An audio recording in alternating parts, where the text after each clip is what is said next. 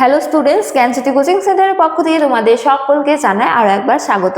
তো স্টুডেন্টস, আজকের ক্লাসে আমরা যে বিষয় নিয়ে আলোচনা করব তা হলো ৭৬-এর মন্বন্তরের কারণ নিয়ে। ঠিক আছে, তো ১৭৭০ খ্রিস্টাব্দে বাংলায় যে ভয়াবহ দুর্ভিক্ষ দেখা দিয়েছিল তার প্রধান কারণগুলি কি ছিল সেগুলো নিয়ে আজকের ক্লাসে আমরা আলোচনা করব।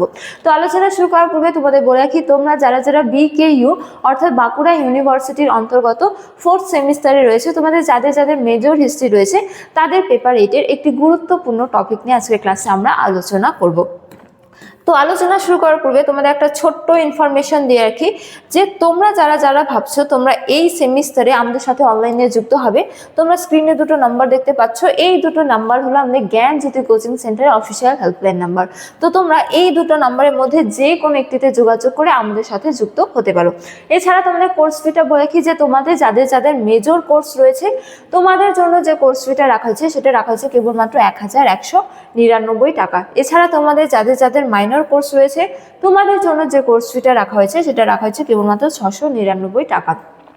তো এই টাকার বিনিময়ে তোমরা আমাদের কাছ থেকে কি কি পেয়ে যাচ্ছ? তো এই টাকার বিনিময়ে তোমরা আমাদের কাছ থেকে পেয়ে যাচ্ছ লাইভ ক্লাসেস, এছাড়া হাই কোয়ালিটি নোটস, এছাড়া রেকর্ডেড ক্লাস এবং 100% কমন সাজেশন। তো স্টুডেন্টস, এই ছিল ইনফরমেশন। এবারে আমরা আজকের আলোচনা শুরু করব।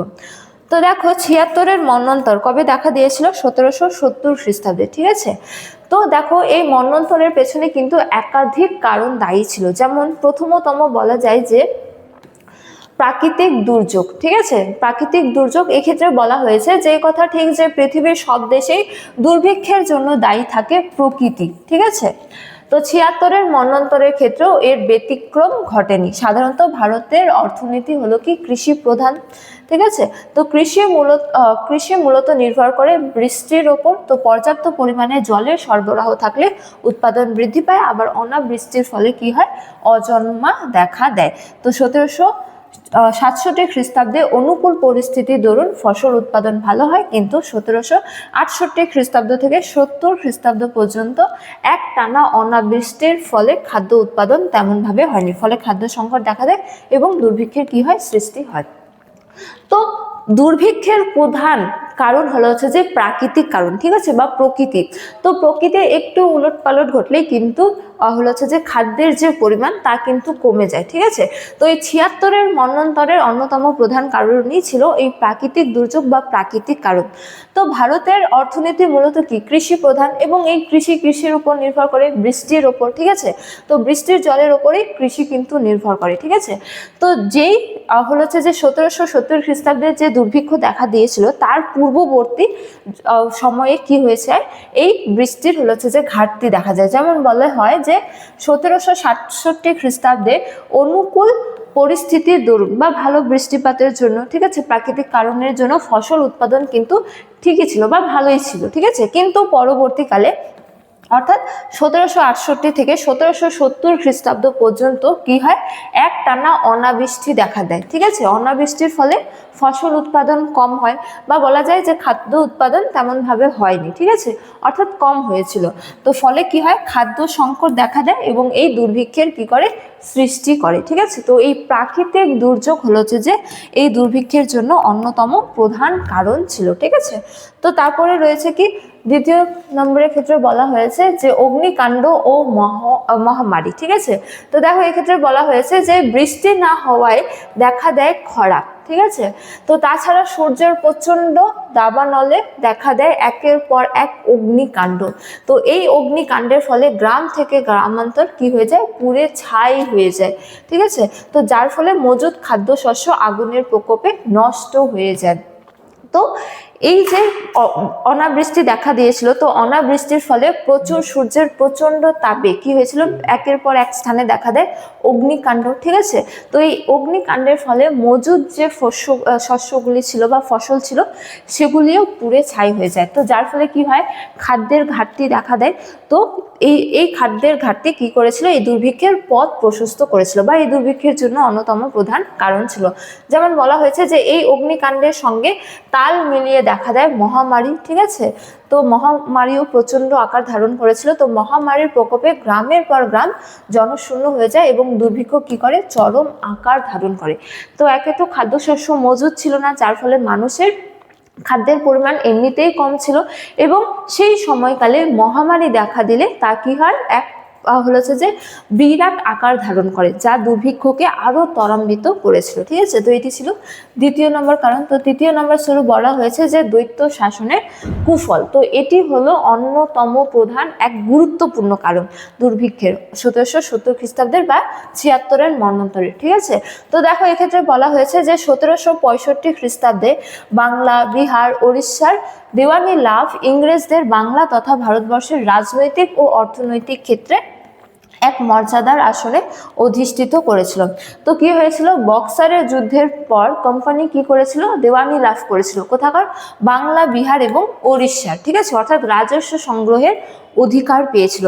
তো যার ফলে বলা যায় যে এই দেওয়ানি লাভ তাদের যে মর্যাদায়, তাদেরকে মর্যাদায় ভূষিত করেছিল। যেমন বলা যায় যে এই দেওয়ানি লাভের পর তারা একদিকে যেমন রাজস্ব আদায়ের অধিকার পায়, ঠিক তেমনি অর্থনৈতিক ক্ষেত্রের পাশাপাশি তারা কিন্তু প্রশাসনিক বা শাসনতান্ত্রিক ক্ষেত্রেও কিছুটা ক্ষমতা আদায় করতে সক্ষম হয়। যেমন বলা যায় যে এই দ্বৈত শাসনের ফলে কোম্পানির কাছে থাকে দায়িত্বহীন ক্ষমতা, কিন্তু বাংলার নবাবের কাছে ছিল কি, ক্ষমতাহীন দায়িত্ব। ঠিক আছে, অর্থাৎ যাদের কাছে অর্থ থাকতো তাদের কাছেই ক্ষমতা। ঠিক আছে, তো কোম্পানির কাছে যে ক্ষমতা থাকলেও দায়িত্ব ছিল না। ঠিক আছে, শাসন কার্য সুষ্ঠুভাবে পরিচালনা করার, কিন্তু কোম্পানির হাতে নবাবের হাতে ক্ষমতা ছিল না, কি ছিল, দায়িত্ব ছিল সুষ্ঠুভাবে শাসন কার্য পরিচালনা করার জন্য।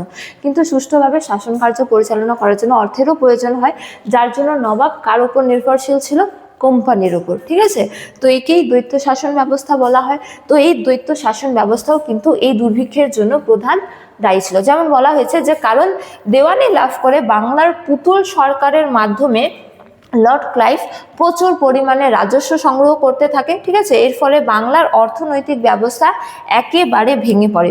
তো কোম্পানি বিপুল পরিমাণে রাজস্ব আদায় করতে শুরু করে। ঠিক আছে, যার ফলে বাংলার যে অর্থনৈতিক অবস্থা বা বাংলার জনগণের যে অর্থনৈতিক অবস্থা তা একেবারে দুর্বল হয়ে পড়ে, যার ফলে বাংলা কি হয়েছিল, এই দুর্ভিক্ষের যে সম্মুখীন হয়েছিল। ঠিক আছে, তো এই দ্বৈত শাসন ব্যবস্থা হলো 76-এর মন্বন্তরের অন্যতম প্রধান কারণ। ঠিক আছে, তো দেখো এরপরে লাস্ট কারণ বলা হয়েছে যে সরকারি মজুতদারি, এটি অন্যতম প্রধান কারণ ছিল 76-এর মন্বন্তরের জন্য।